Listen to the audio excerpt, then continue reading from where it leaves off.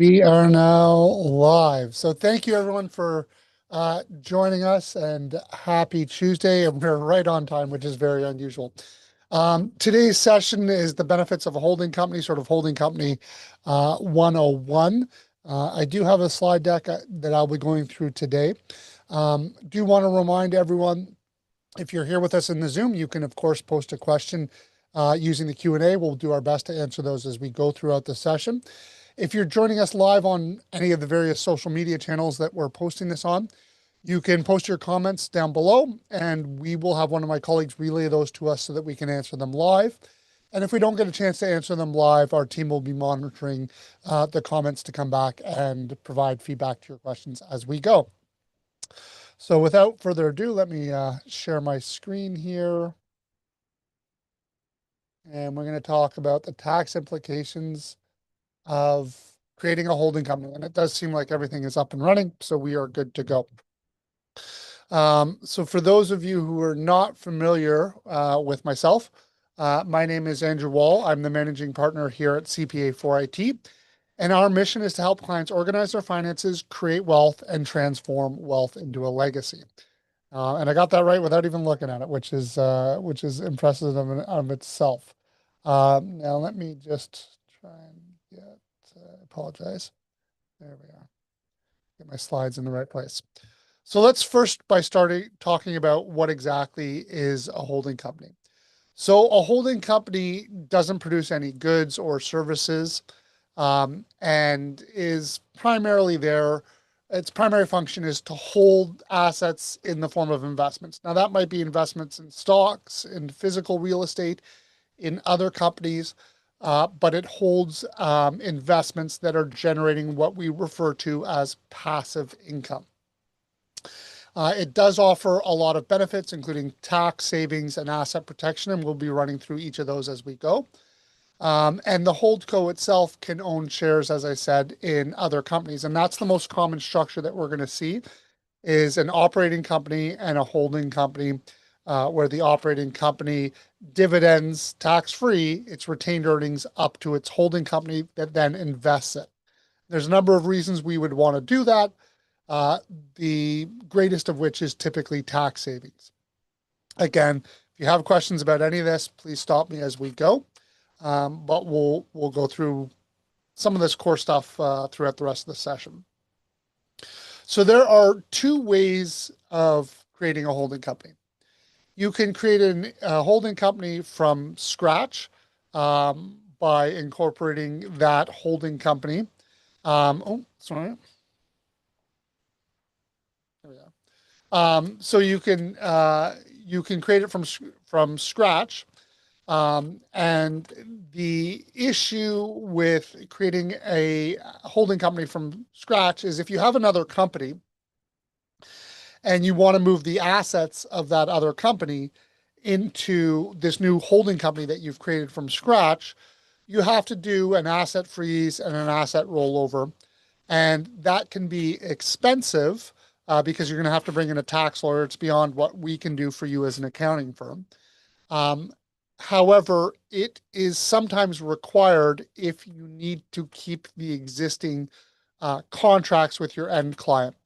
So we've seen a number of people who have grandfathered contracts that they just can't go back and change.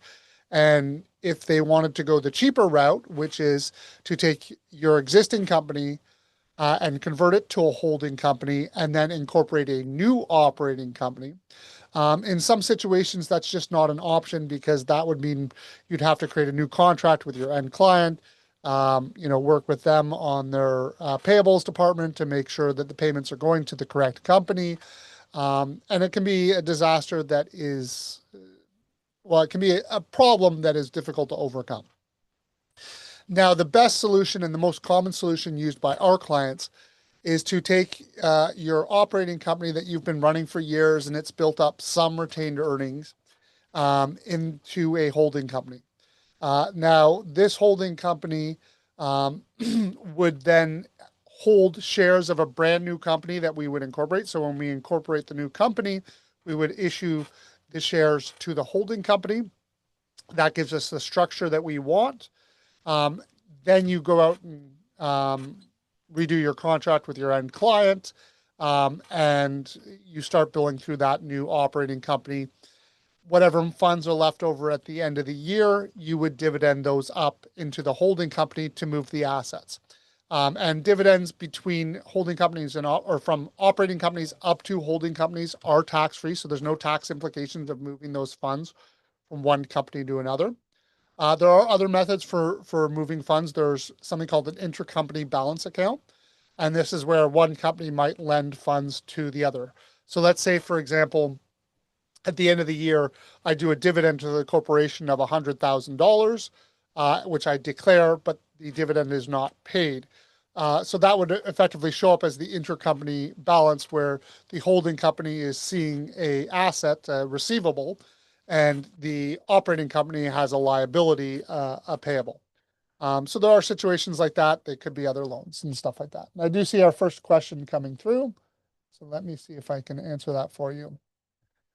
Uh, must I open a holdco to own assets like properties if my opco is only IT services, i.e., there's a specific requirement from CRA or other that restricts what assets my opco can own? Okay, so what I would say is CRA does not limit what assets that your corporation owns, other than in a from a purification standpoint, if you wish to access the lifetime capital gains.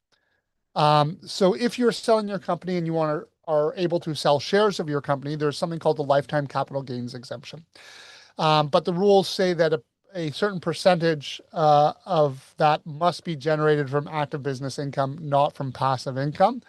And so you may need to move assets out for the sake of purification. Um, Typically, there for IT consultants, there's typically not any sort of covenant or management guiding the corporations.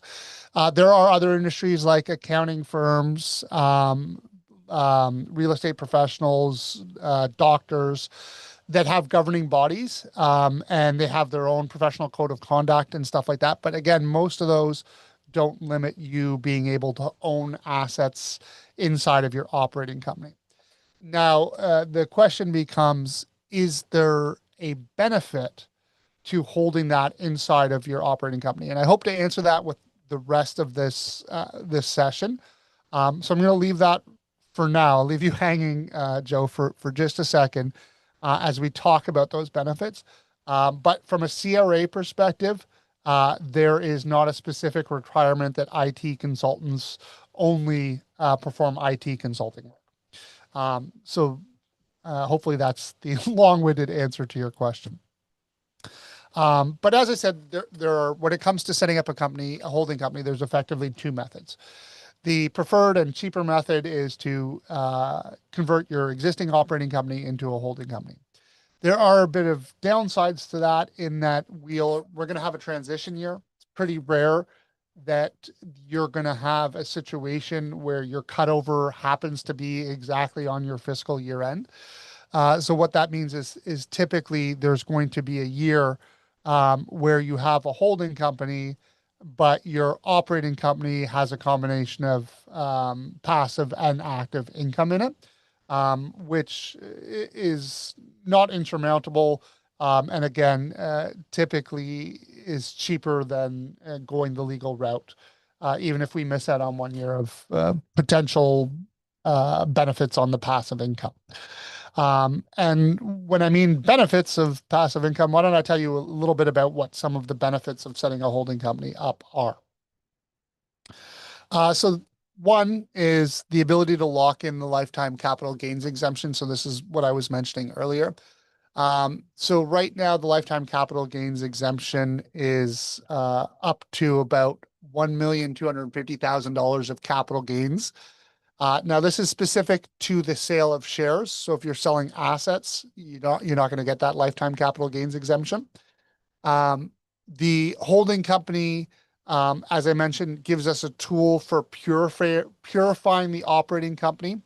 And so if there's anyone on this call who is considering selling their business, I would strongly recommend you book a call with your account manager to discuss that because it does take some preemptive planning to make sure that we're getting the passive income down to the purification levels that are required, and that we've done that for a long enough period of time that when we do go to sell the shares, they are eligible for the lifetime capital gains exemption.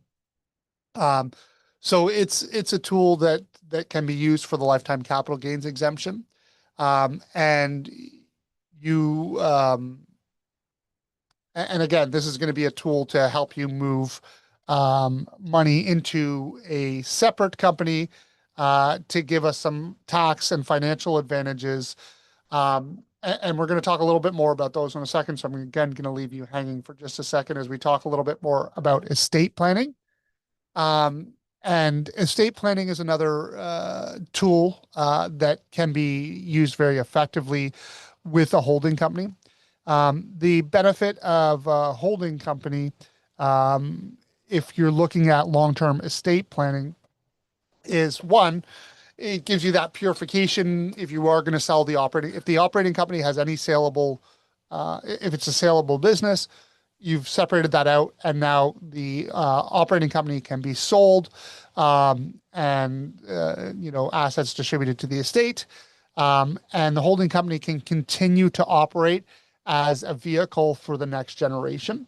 And there's a strategy called the pipeline maneuver, which allows you to take a corporation and move it over to the children or the estate in a tax efficient manner that allows this entity to continue into the foreseeable future. Because when we talk about our mission of helping our clients organize their finances, create wealth, and transform wealth into a legacy, we see your corporation as a tool for legacy. And we want to get it to the point where it's got enough investable assets that you can live off of the return of those assets without ever needing to touch the principal, so that the principal becomes something that we pass on to the next generation. And the best way to do that is via a holding company. Well, I would say one of the better ways, because there are some better tools with insurance products, but we'll save that for another webinar. And again, you might have those life insurance policies within your holding company as well. So the holding company is going to provide some additional tools and benefits when it comes to estate planning, and as well as some basic limited liability and asset protection. So it does provide protection from creditors and protection from lawsuits, and allows us to effectively move funds out of the operating company into the holding company, so that if anything were to happen to the operating company and there was liability that wasn't for whatever reason covered by your errors and omissions or your liability insurance, that there's no assets there for them to go after. And limited liability means that they can only go after the assets of that corporation. If we move those assets up into a holding company, they can't chase them down into the holding company. So that's going to provide another benefit. Now we're starting to get into some of the financial benefits, and these are the real reasons that that people will choose to set up a corporation. And we've got another slide, a closing slide. Oh my. Okay. That's about my computer that broke this morning. It's been a heck of a day. I'm going to have to let that go to voicemail. So you've got tax-free intercorporate dividends, as we mentioned earlier, so that you can move funds from the operating company up to the holding company. Now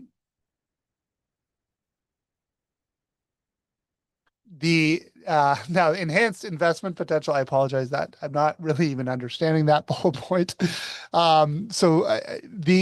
not really an enhanced investment potential. You could invest in either company.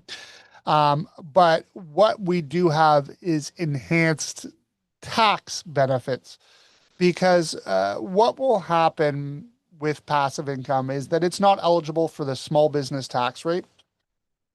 So typically when you have passive investments mixed in with an operating company, We have a little bit of flexibility that we can apply some modest expenses against the passive income if they're directly correlated, but there is a finite limit on that. And I think, if I'm not mistaken, internally our policy is no more than $5,000 unless it is specific management fees from the brokerage.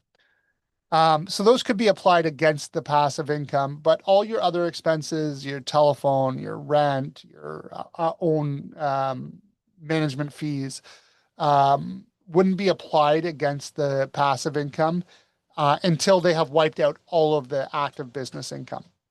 And this means that if all of your investments are inside of one company that is your operating company, and you've got a profit at the close of the year, even after you take out your salary, that you're going to pay first on the passive income and then the remainder on the active business income. And because the passive income is taxed at the general rate, which is closer to 38% versus the small business rate, which is only 12.2% here in Ontario, that's a significant increase in tax. And so if we can instead set up a holding company and we can structure it so that we have expenses in that holding company, maybe cell phone, maybe a home office, maybe some management fees that are enough to bring that holding company's profits down to zero, it won't pay any tax at the passive income rate. Now, effectively, those we can't double dip. We can't claim those expenses in both companies. So you may not have your cell phone, you may not have your home office in your operating company anymore. So its profits are going to go up, but it's paying tax at a much lower rate. And that's really sort of one of the big financial advantages that we're going to get. And typically the real reason that most people will set up a holding company. I can talk about the limited liability. I can talk about the lifetime capital gains exemption, but really the rubber hits the road when it comes to the amount of money that's going to go in your pocket at the end of each year. Now, there are going to be some downsides, which we're going to talk about in a second, of setting that holding company, but effectively they really come down to the cost of setting up and maintaining it. But there are another tax advantage that can come from having a holding company, and that's related to the other rule that our friends in the government gave us a few years back, which is the erosion of the small business deduction based on your passive income.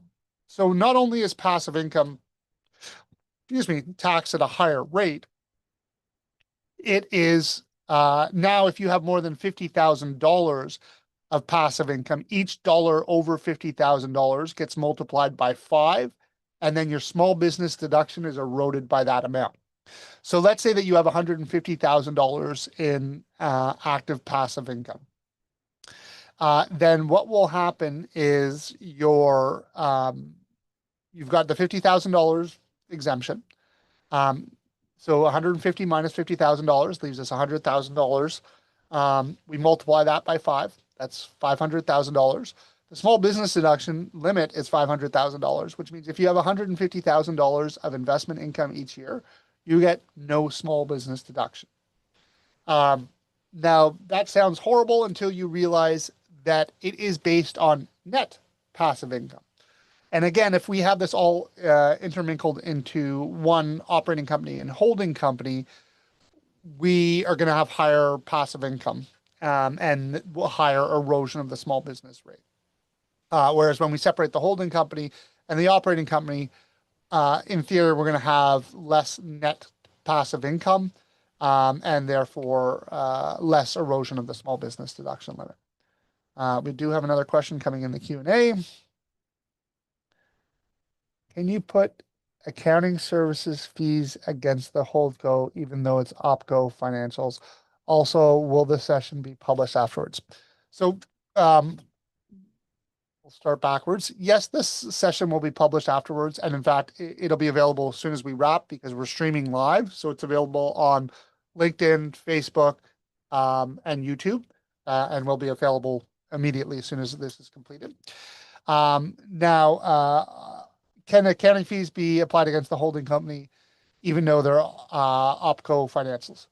No, they shouldn't be. I mean, because these are the general rules. It has to be reasonable. It has to be applicable to your business. If it's an expense for another company, it really shouldn't be. Bit of a gray area. We have seen people do it before in the past and sort of get away with it, particularly in situations um, where it would otherwise fall off the table, meaning there was, you know, it would have generated a loss if we applied it in one company versus the other, and that loss we couldn't carry back to get a refund. Um, so I mean I wouldn't do that unless you absolutely need to, and then it is problematic. It could be denied down the road. It's not that we would deny your ability to do that because we are filing on a notice to reader basis, and it's as long as you're not doing anything illegal. And I would say this is not illegal, but it's questionable and likely to be denied by CRA, more importantly, if they did catch wind of it. And so what I would say is maximize the other tools where we have a little bit more discretion, right? Because you are probably using your cell phone to speak to your financial advisor. You are probably reviewing investments and financial information in your home office. So we want to be the more we can look and act like a professional business, the more we'll be treated like one. And the more that we're trying to, get away with something and sneak something in, the higher the probability that they're going to want to take a much closer look. And the expression that we have around here is pigs get fat, but hogs get slaughtered. So if there's not a need to be overly aggressive, please don't, is basically the answer. um, and hopefully that answers your question. Again, I'm going to go back and now talk about some of the downsides of setting up a holding company. And if I can get my slides to work. Um, so the downsides are really what come down to cost. So there is a cost to set up your holding company, which is an article of incorporation. There is a cost to maintain your holding company, which is annual filings for each year that the corporation is active. And if you ever want to close the holding company, there is a cost to close the corporation through the articles of dissolution. So those are really where the downsides are going to exist for the holding company. The other issue is sort of timing. And depending upon the types of investments that you have, you may not be generating significant passive income each year. And that passive income might be accumulating in unrealized gains. Let's say that you're investing in stocks that are more like tech stocks that are reinvesting the capital for growth versus like bank stocks, which would be issuing a dividend on a 4% basis type of thing. So the bank stock might have unrealized capital gain, but it's not going to have the same level. And if you just sit and hold on those stocks, which is probably a good investment strategy, um, you're not going to be realizing those gains, and you might have an ongoing cost of setting up the corporation, maintaining the corporation, and not realizing that financial benefit for several years until you start to realize those gains. And what I would say is that is, one of the things that I do encourage is realizing gains on a periodic basis and having a conversation with your financial advisor because you don't want to just realize a gain just because it's the end of the year, but you do want to look at it at the end of each year to determine, what assets should be bought, what assets should be sold, and how should you tweak your investment strategy. Okay, we've got our first YouTube question. Um, does this holdco asset protection feature exist even if the holdco was set up via Section 85 rollover, right? Wouldn't the opco own the holdco? Therefore, it's something that can reach into the opco, has liability. Again, I'm going to plead a little bit of ignorance on this because we don't commonly set up that structure where we're doing the asset rollover. And when we do, we bring in a tax attorney. And um, truthfully, I'm not 100% sure on that with the asset rollover. I see the point you're trying to make because there's an asset freeze. So in effect, are the assets prior to the freeze still potentially liable? And yes, I would say so. In addition, what I would also say is on the flip side of that, if you're converting a holding or an operating company into a holding company, I would also argue that any liability prior to the conversion would still exist because that operating company becomes the holding company, and now you're just sheltering and protecting future liability, if that makes sense. So I probably need to dig into that deeper to answer that. So sorry, wasn't more help on that. On a holdco, can a holdco exist on its own if I dissolve an opco due to retirement? Absolutely. Yes, for sure. It just just like you would sell an asset or get rid of an asset, um, the it would one asset would cease to exist, which is your operating company, but you would now have other assets, and the holding company would still continue to exist as a holding company. In addition, can a holding company become an operating company down the road? Not that I would recommend it, but yes, it could. And we've got one more in here. How much retained earnings or investment do I need to have before it's worthwhile to have a holding company? You're getting ahead of me, but that's the right question to be asking. Now, the reality is, this is the question that people ask. It's on the right track.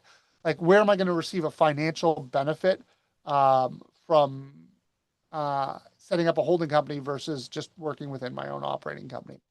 And how much you have to invest is one factor, but what it's invested in and what type of investment income it's generating is another answer.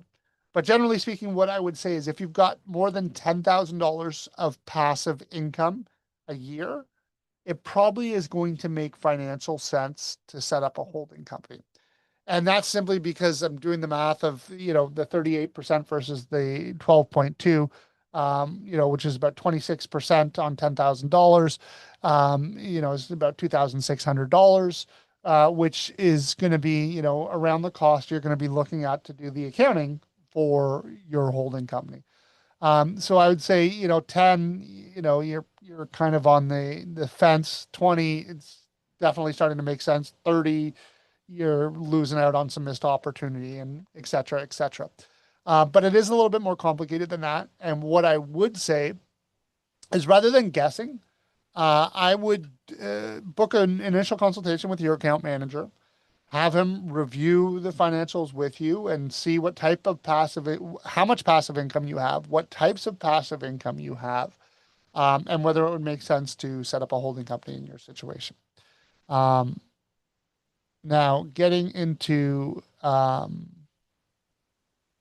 the last few slides is we do have a slide here on how to set up a holding company, which is first start by reviewing the financial statement and corporation documents to determine whether the hold co actually even makes sense, and it's something you should do.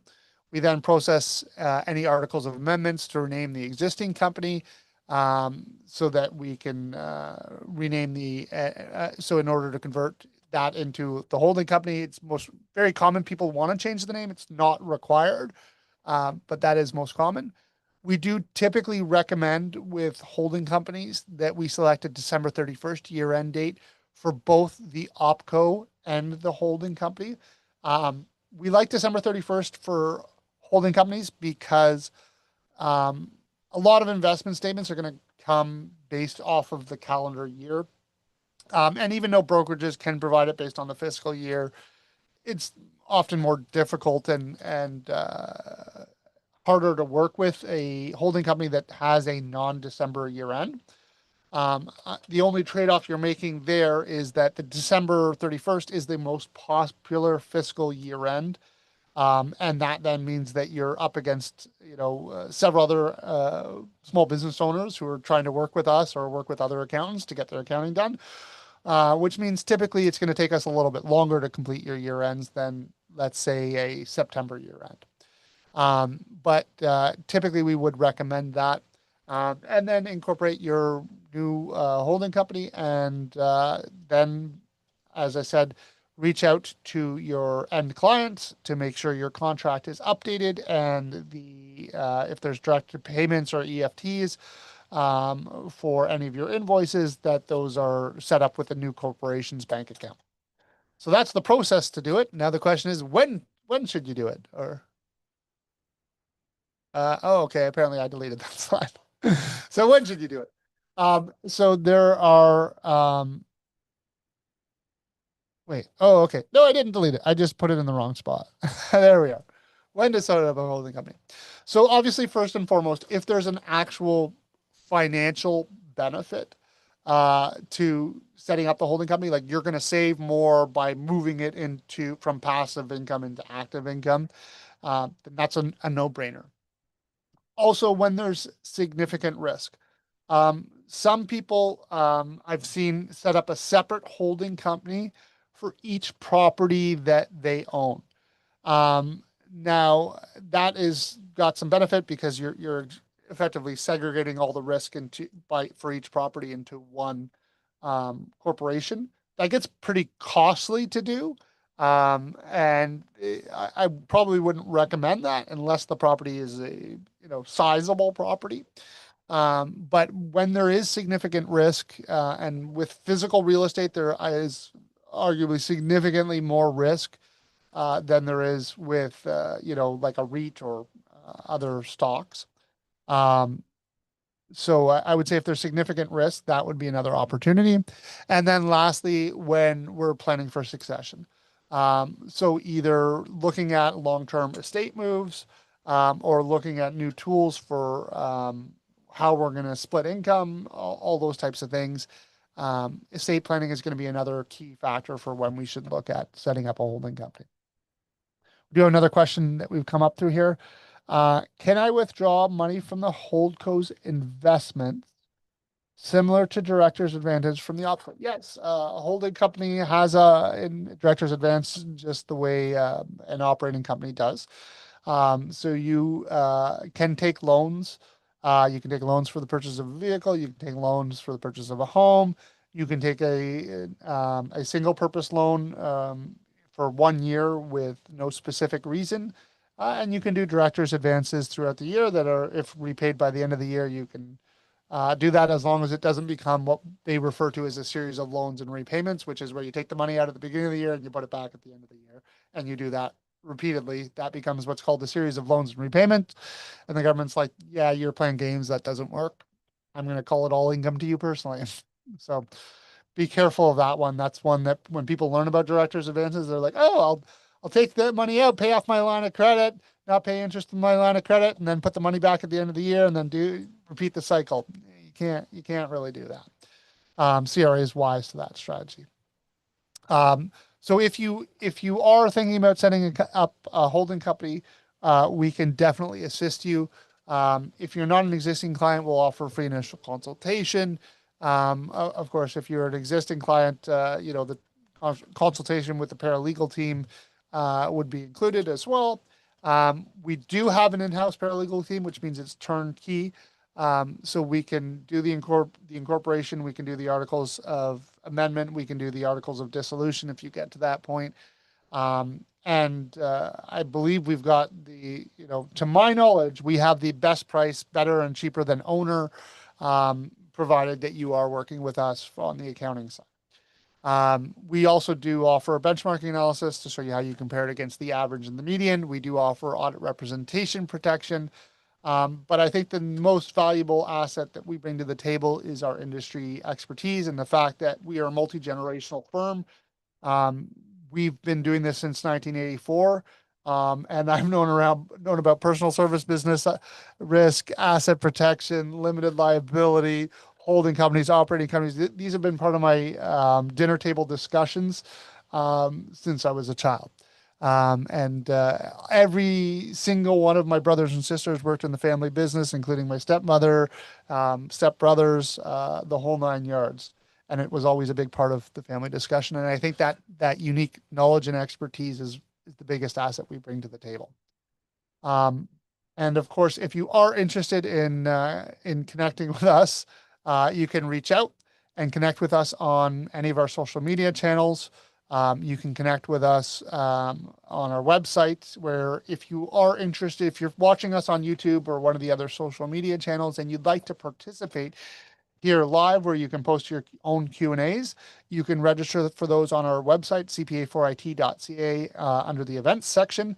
And we do these webinars every 2 weeks. And again, post a lot of that content out on our various social media channels, and encourage you to like, follow, and subscribe on all of those channels. And of course, you can give us a call.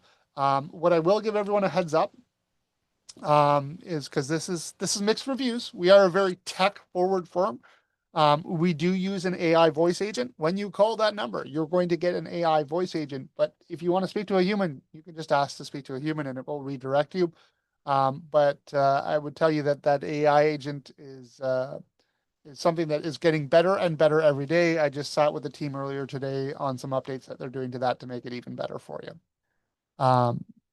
So that answers, hopefully I answered Joe's question. We got two more questions that have come in here. Do you have experience working with life insurance policies paid out through the corporation? Is there an optimal way to do this with a holding company? Yes, we do. And we worked with a number of insurance providers over the years. We work closely with IT360 right now, who can provide, disability, life, various types of insurance policies.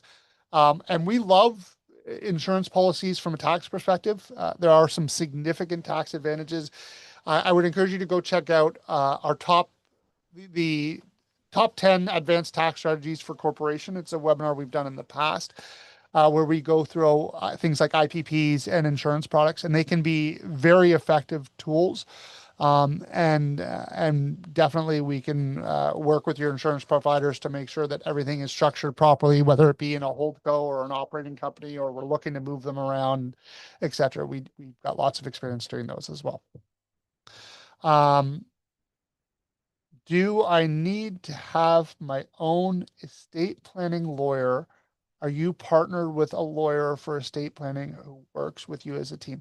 What I would say is, we're not like partnered with anyone to the same extent that we are sort of partnered with IT360, where we sort of meet with them on a regular basis, outside of any client specific work, and sort of co-partner on marketing and webinars and stuff like that. But we do have estate lawyers that we have recommended in the past, and whose work and quality that we trust, and we're very comfortable working with them in the process. So we can certainly make a recommendation. But of course, if you have your own estate lawyer or tax lawyer that you were working, and I would say this is a tax lawyer, not an estate lawyer, by the way.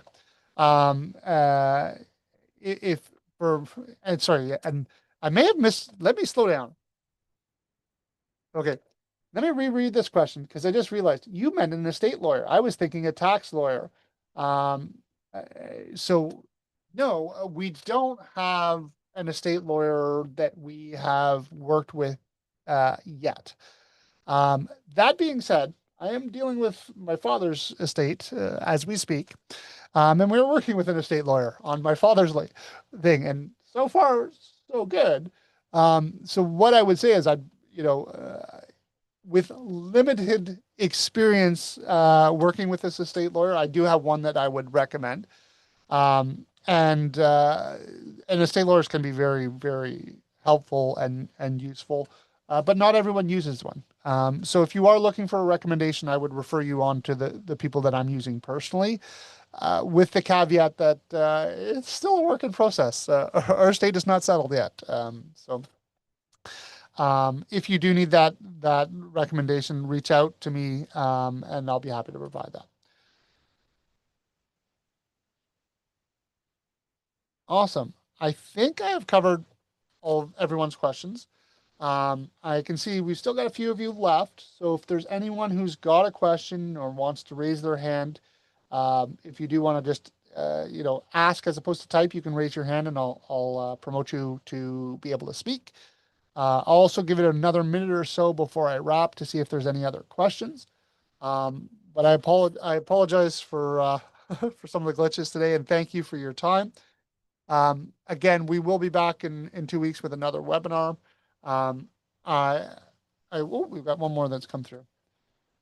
Could a hold go be converted into an opco? Should it? It can, it shouldn't. And effectively like I said, is the holdco you can just start contracting to it. And I would say there are very rare exceptions to that. Like let's say that you've retired and you've ended up dissolving your existing operating company, and then someone needs you back for like a very small project, like a couple weeks or something like that, and it doesn't make sense, but you have to be incorporated for the project. It probably doesn't make sense to go and incorporate again, for a partial project, assuming that the original operating company has been dissolved. So yes, it can. Generally speaking, it shouldn't. But there are exceptions to every rule. That answers. How long does the process take from start to finish? So within 24 hours, we can have the new operating company converted or incorporated. I would say probably plan about a week or so for the whole process, start to finish, including getting your new HST number and all of that. So that gives you a ballpark timeline of what it could take. Again, it depends on what structure you're going with, and I would say if you're uh, if you are going to convert an existing opco to holdco and incorporate a new operating company, like I said, about a week. If you're going the other route, and you're creating a new holdco from scratch and moving the assets over, the that timeline is not really up to us. So, I would think it would probably be reasonable to say about a week, but it's not anything I can quote or guarantee because it's not us performing that work, if that makes sense. And I think that's it. I will, I'm going to wrap today's session because it was a relatively short one. We've got another few minutes left. To share with everyone a lot of what we're working on technology side and AI, and vibe coding and all this amazing stuff that's going on in the technology world right now. So we just came back from a conference last week with all the accountants from across Canada, Intuit Pro Advisor Network. And this is my opportunity to connect with the other thought leaders in the industry who are at the leading edge of technology. And in addition to that, a few weeks before that, we did the Access Conference, which was another really informed where I met some amazing people from the AI specialists from like Adecco and all these big staffing firms. And we've come up with a strategy and a way we're trying to move forward to leverage technology to create a better experience for our customers. Now, what I will say is, as we go through this journey, we're taking some risks here, and there will be some hiccups along this journey. And I want everyone here to know that I'm available. You can reach out and book a 15-minute phone call with me if you ever feel like we are letting you down from a technology or an innovation standpoint in any way, shape, or form. But I'm really excited about what we're working on because what we've chosen to do is focus our attention around managing communication, because this is a big and difficult task to deal with once you're talking about hundreds or thousands of clients. Making sure that we're managing that effectively, we're responding to it in a timely fashion, that we're not asking for information that we already have within the file, and giving you the right answers back from the right people, and being able to do that as cost effectively as possible. So to that end, some big changes are coming. Most notably um, is the retirement of Liscio. And many of you have voiced to me your concerns with Liscio as a platform. Many of you requested that we go back to ShareFile as a tool. So we are looking at making ShareFile available. And I want anyone on this call to be aware, and anyone watching live, that if you want to be one of our early birds to move back to ShareFile, we have that available today in beta to move back to ShareFile.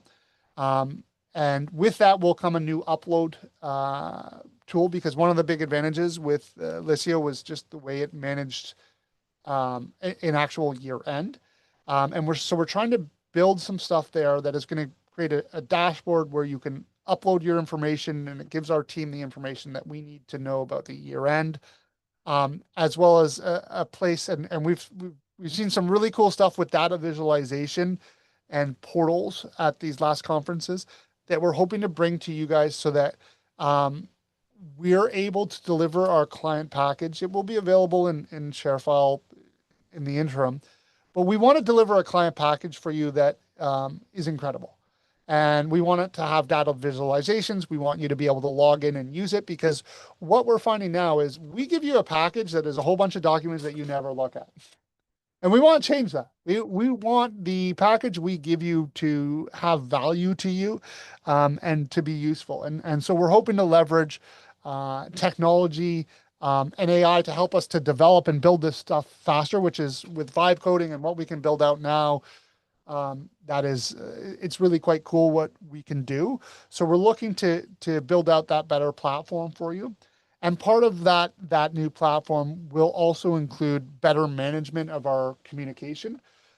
So we're building into that dashboard right now a way for you to see all the communication that you have with our firm, whether that be phone call, whether that be a Teams meeting, whether that be a an email, and we want all that communication centralized in one place, so that I, as an owner manager, can make sure that they're being replied to. So we're going to be tracking like what the response time is and how fast, so I can start to see that phone calls have been responded to. And the amazing thing that we can do now with AI is we can analyze that to be like, were there any to-dos? Was a task? And then we can check to see, was a task created? Was it, how was the like, how was the conversation? Is the client unhappy? Is the client happy? If the client is happy, how can we do more of that? So we're trying to use this technology to enable us to deliver a better quality of service to you. Um, and and I do want to give everyone here an opportunity to provide feedback. If you have any questions or concerns, feel free to post those here. I'd be open to having a conversation in the few minutes that we have left. And if you don't feel comfortable sharing it publicly, I can be reached calendly.com/Andrew Wall CPA. Book a few minutes with my time. I'd be happy to have a conversation with anyone and everyone about my vision for how technology is going to enable us to deliver a better quality of service to our customers. And also, if you're struggling with similar issues and you're wanting to learn more about things like EOS, the Entrepreneur Operating System, vibe coding, robotic process automation, artificial intelligence, we are actually going to be hosting a mastermind in Toronto. It's more targeted at accountants and bookkeepers, so I understand if it's not a vibe for you guys. But we will be doing that probably in September of this year. And right now, I'm just launching what we're going to call our Founders Club, which is going to be a few people who are going to help me to build that. So just thought I'd take this opportunity to share a little bit about my passion project and my passion for technology, and to share with you guys my vision of where we're going, and how we're going to get there, and ask for a little bit of patience, because there will be some dust as we are building, and there may be some problems, and I will do everything in my power to make this transition as smooth and seamless as possible. And all of this is designed with the idea of trying to deliver a better quality of service to you. And from my standpoint, the best way we can do that is by managing communication and providing a product that is actually useful to you for more than just filing your tax return. So I'll get off my soapbox now, and thank everyone for their time. I'll give it another minute or so in case some other questions come up. But otherwise, thank you guys for your time, and I wish you a happy Tuesday, and we'll see you in 2 weeks.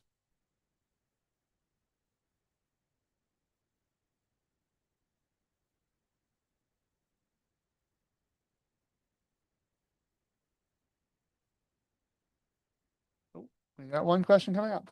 Oh, no, you're welcome. Just a thanks. You're welcome. Glad it was helpful.